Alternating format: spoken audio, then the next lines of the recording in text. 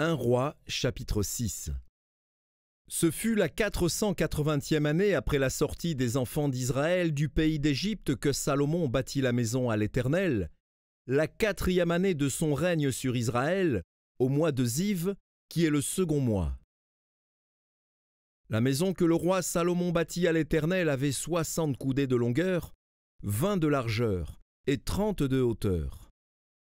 Le portique devant le temple de la maison avait 20 coudées de longueur répondant à la largeur de la maison et 10 coudées de profondeur sur la surface de la maison.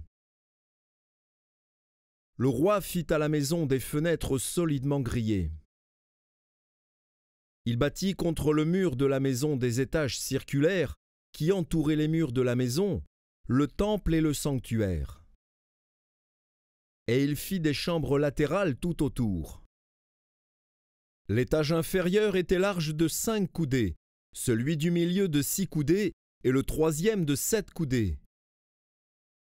Car il ménagea des retraites à la maison tout autour en dehors, afin que la charpente n'entrât pas dans les murs de la maison.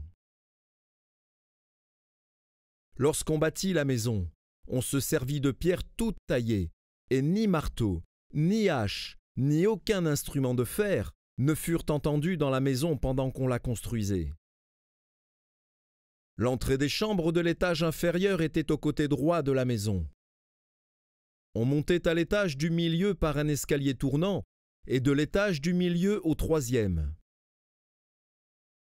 Après avoir achevé de bâtir la maison, Salomon la couvrit de planches et de poutres de cèdre. Il donna 5 coudées de hauteur à chacun des étages qui entouraient toute la maison, et il les lia à la maison par des bois de cèdre. L'Éternel adressa la parole à Salomon et lui dit : « Tu bâtis cette maison.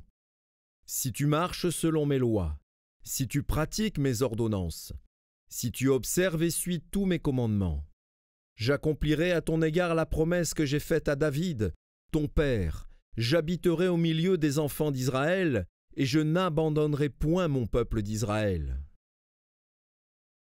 Après avoir achevé de bâtir la maison, Salomon en revêtit intérieurement les murs de planches de cèdre, depuis le sol jusqu'au plafond. Il revêtit ainsi de bois l'intérieur, et il couvrit le sol de la maison de planches de cyprès. Il revêtit de planches de cèdre les 20 coudées du fond de la maison, depuis le sol jusqu'au haut des murs, et il réserva cet espace pour en faire le sanctuaire, le lieu très saint. Les 40 coudées sur le devant formaient la maison, c'est-à-dire le temple. Le bois de cèdre à l'intérieur de la maison offrait des sculptures de colocyntes et de fleurs épanouies. Tout était de cèdre, on ne voyait aucune pierre. Salomon établit le sanctuaire intérieurement au milieu de la maison pour y placer l'arche de l'alliance de l'Éternel. Le sanctuaire avait 20 coudées de longueur, 20 coudées de largeur et 20 coudées de hauteur. Salomon le couvrit d'or pur. Il fit devant le sanctuaire un autel de bois de cèdre et le couvrit d'or. Il couvrit d'or pur l'intérieur de la maison, et il fit passer le voile dans des chaînettes d'or devant le sanctuaire, qu'il couvrit d'or. Il couvrit d'or toute la maison tout entière, et il couvrit d'or tout l'autel qui était devant le sanctuaire. Il fit dans le sanctuaire 2 chérubins de bois d'olivier sauvage, ayant 10 coudées de hauteur. Chacune des 2 ailes de l'un des chérubins avait 5 coudées, ce qui faisait 10 coudées de l'extrémité d'une de ses ailes à l'extrémité de l'autre. Le second chérubin avait aussi 10 coudées. La mesure et la forme étaient les mêmes pour les 2 chérubins. La hauteur de chacun des 2 chérubins était de 10 coudées. Salomon plaça les chérubins au milieu de la maison, dans l'intérieur. Leurs ailes étaient déployées. L'aile du premier touchait à l'un des murs, et l'aile du second touchait à l'autre mur.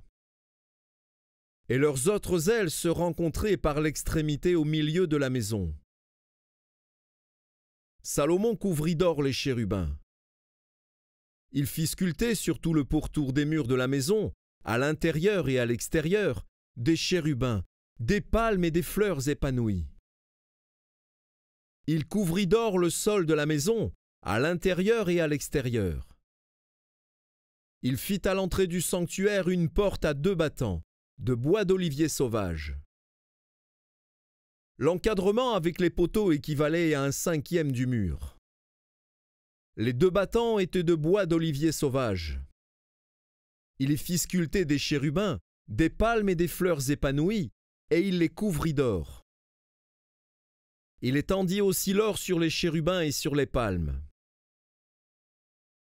Il fit de même, pour la porte du temple, des poteaux de bois d'olivier sauvage, ayant le quart de la dimension du mur, et 2 battants de bois de cyprès.